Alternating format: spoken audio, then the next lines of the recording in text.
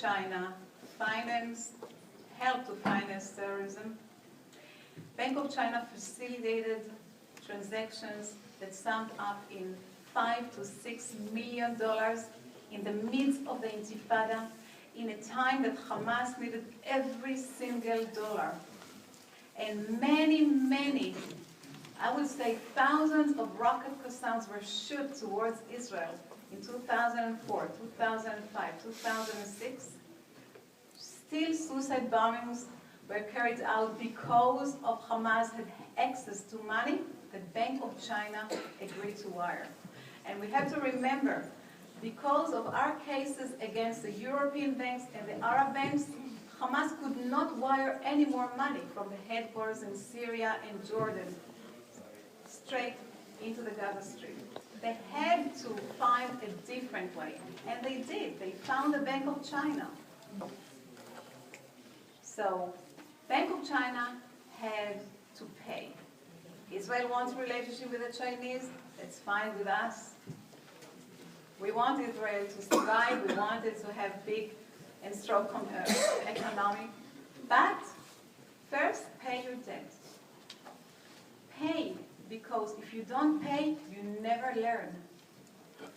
And I'm telling you, till this day, Bank of China still has bank accounts that Hamas and Islamic Jihad using them to wire money. If they don't pay, they don't stop.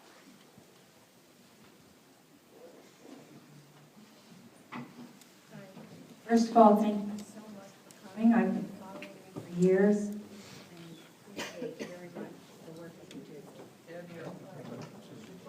Please. Can you hear me? Yes. I would like to ask a sort of naive question, and that is there any one most effective way that people like me, people like us in the audience can help Shurat Adin and the work that you and your people do? Thank you for the question. I would say, obviously, donations, because we are a non-profit organization. It's based solely on donations. Although we work with the Israeli government, we still do, despite of the fight with the Bank of China. One should assume that the Israeli government funds us, but they don't, and from obvious reasons. We also don't want to be funded by the Israeli government to keep our path to fight it when it's needed. So first and foremost, donations. Second, spread the word about our work. Many don't know that there is a way to fight terror organizations, that there is a way to bring Iran, Syria, North Korea into court, and there is a bank to influence banks from stopping wiring money to terror organizations. And third, today, as I said, the BDS is becoming very threatening, a big challenge to the state of Israel. We know the ASA, the Association, American Studies Association, that called to boycott Israeli academic. We know that MLA is going to boycott Israeli institutions. We don't know so much because it's not published in the media, and for obvious reasons, but a lot of the investments are done. Companies are pulling out their investments from Israeli companies. And we need to know about it. We need to know because there are sometimes that we can bring lawsuits against these institutes. Right now we're planning to bring a big lawsuit against the ASA. We did all the research. We just don't want to lose because we don't want to hand down any victory to our enemies. So we're studying it very, very, very well. But our way to fight is on behalf of people.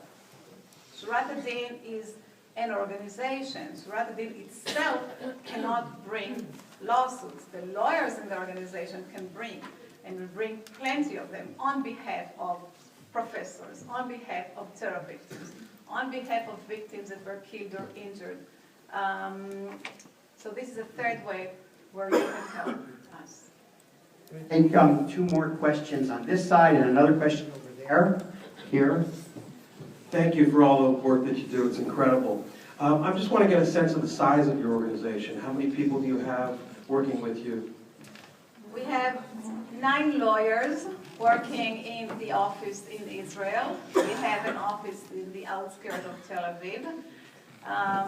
And we have law firms that are co-counsels around the world. We have law firms in New York, in Washington, in Chicago, where we needed their help, in Canada, in Germany, in Italy. But the hardcore of the organization is basically 9 lawyers. I'm one of them.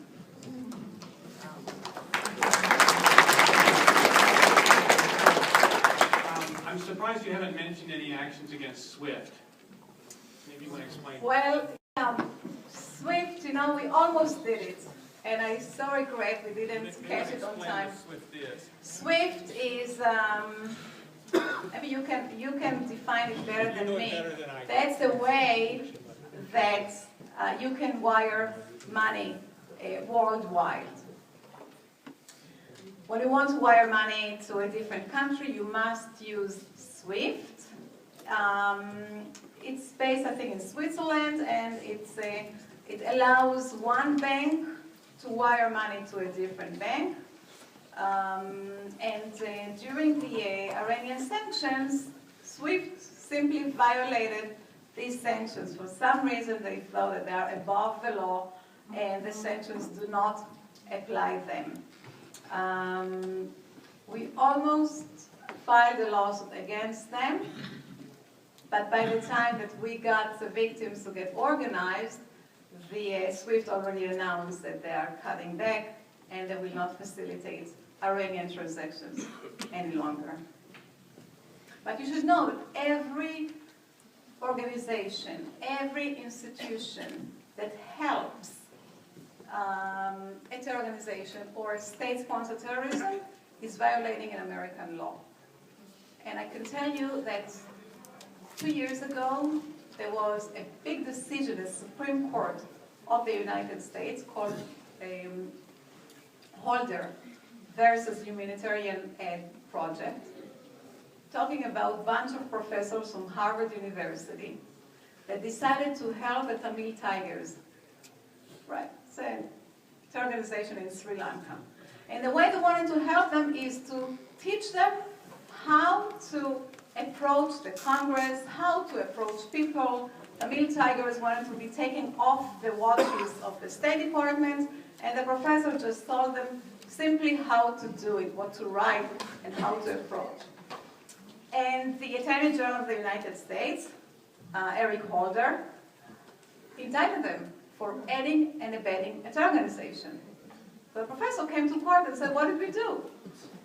We just gave advice. It was for free. We didn't charge the organization anything with Tamil Tigers, and it's freedom of speech. We just spoke. We just told them what to do. And the courts say that any sort of services, any kind of services, is aiding and abetting a terror organization. And the fact that you're giving it for free simply frees other money for the terror organization to use for their armed activity, for their criminal activity. So this is a very, very important case. This is the case which we all rely on when we come to threaten the insurance companies, the satellite communication companies, any sort of services. So this is why SWIFT, which has American branches here, would have been indicted or would have been civilly responsible for the crimes of Iranian governments. Thank you very much. So China is buying Iranian oil. Iran is the biggest supporter of terrorism in the Middle East with Hamas and Hezbollah. The United States administration has now supported lifting of sanctions with Iran. I think this is terrible. I think that we should be calling our congresspeople and senators and screaming as loudly as we can that our administration is supporting terrorism itself, and this has to stop. And the question is, can you comment?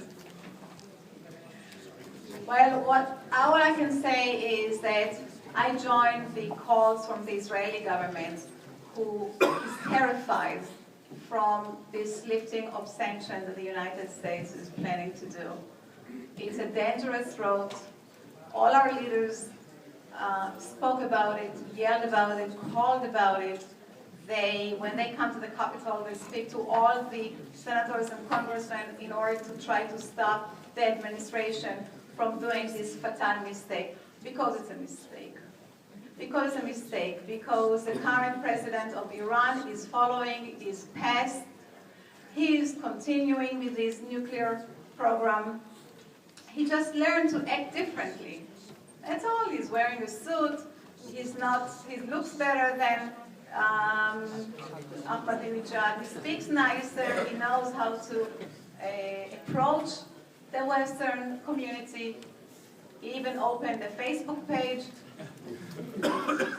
But it's the same, in Hebrew we have Namer lo meshane et charborotav. It's the same tiger, same skin, just change the skin a little bit. And unfortunately, the United States administration, now that they don't see it, does not want to see it. And they are going through this path. Listen, Israel always was by itself. Israel always had to learn to defend itself. And Israel will learn to defend itself if, God forbid, will come to this stage. Thank you very much. I believe that's the end of our questions. Please avail yourself of all the literature on your table.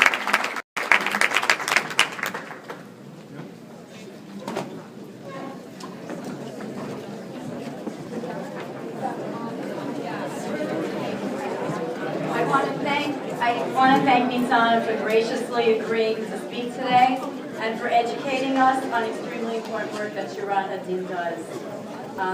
Thank you so much for doing what you do. Thank you everyone for coming out.